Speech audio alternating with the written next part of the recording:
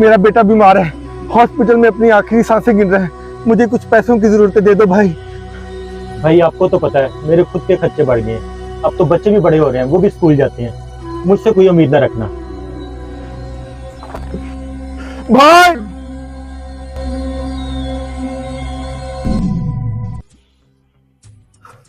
काश ये रिश्तेदार जीते जी मदद करना सवाब समझते।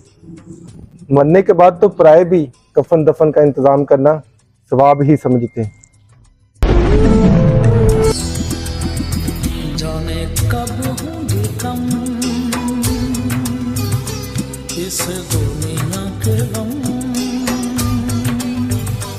जाने कब होंगे कम